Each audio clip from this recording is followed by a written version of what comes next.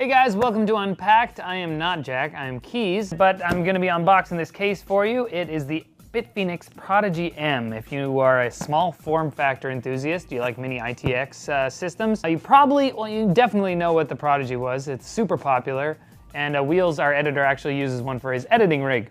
But Bitfenix has released the second iteration and improved in almost every category, so we're going to take a look today. So without further ado, let's go for it.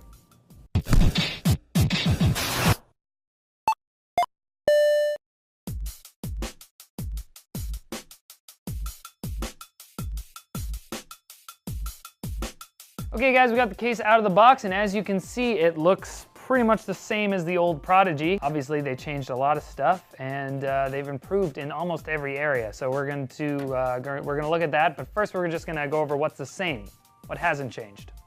So the size of the case is the exact same. Dimensions are the same. It's 250 by 404 by 359 millimeters.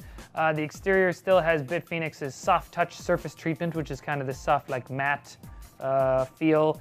It's actually just on the front and the handles. The side is the regular case metal type thing. And they've got the handles back, obviously. Fiber Flex is their proprietary name for it.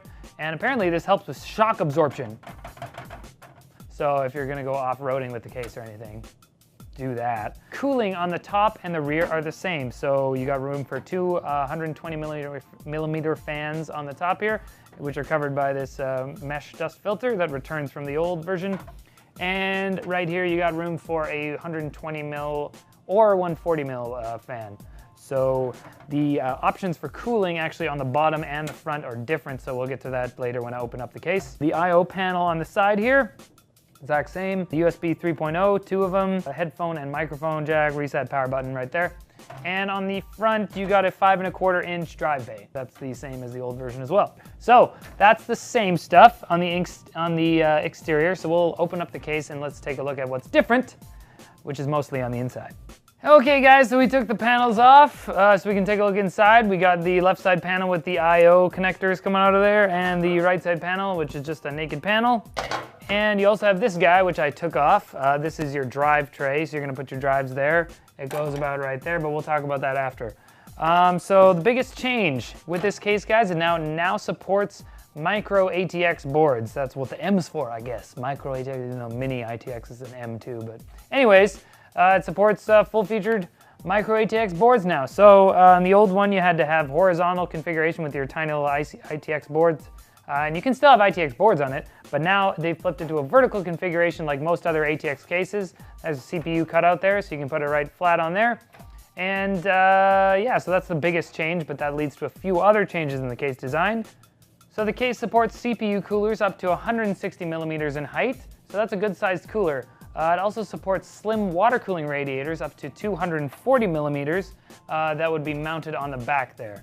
Now, because it's an ATX board, or micro ATX compatibility, they've added a few more PCI Express slots on the back. So they've got 5 now, which means you can now run 2 graphics cards in SLI or Crossfire. What?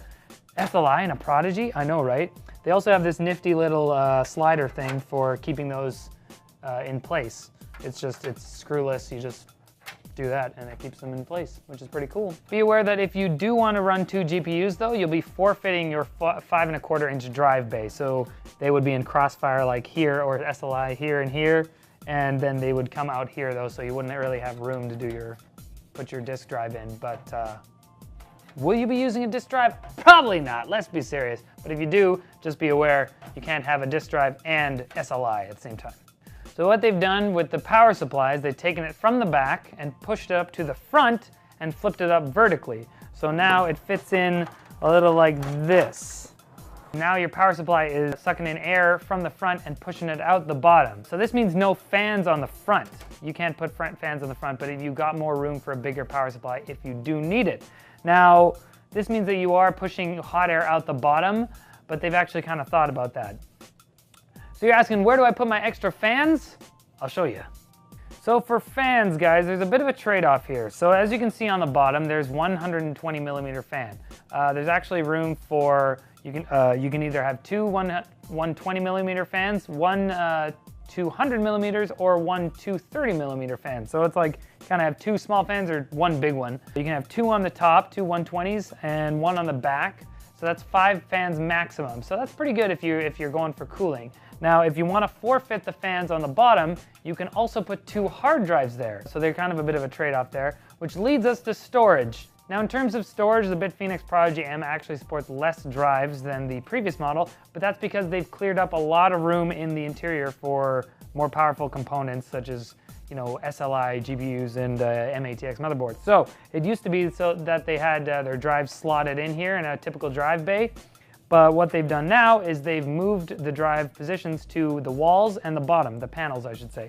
So on your I/O panel here, you got a cage that has 2 slots for SSDs, or sorry, right there, 2.5-inch drives. On the other side, you've got this panel that you can mount either 3 SSDs or 2 hard drives to, so that goes right there. In the bottom, there's a 120 millimeter fan there. As we talked about earlier, you can either have fans there or you can have 2 hard drives.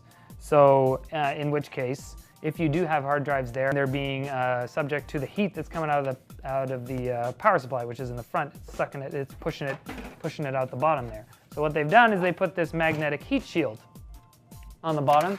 That's just magnetically clips to the bottom of the case, and that protects your hard drives if you mount them on the bottom from the heat from the power supply. So altogether, you can either have 4 hard drives, 2 in the bottom, 2 on this side panel, or 5 SSDs, 3 on the side panel, and another 2 in the other side panel. Now, maximum amount of drives then you could put in this system, you'd have 2 SSDs in this panel, 2 hard drives in the bottom, and 3 SSDs on this guy.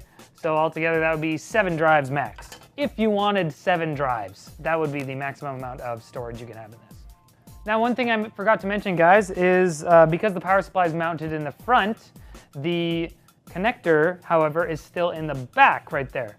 So what they've done is they've included a ATX cable to come to the front, and it actually goes underneath where the power supply is, and it plugs in to where the power supply is right there. So it stays out of the way still, but it's kind of a cool little solution they've done for that. All right, guys, that's the Bitfenix Prodigy M. NCIX is going to have it very soon. Check the description below for more information. And thanks for watching Unpacked. We'll see you next time.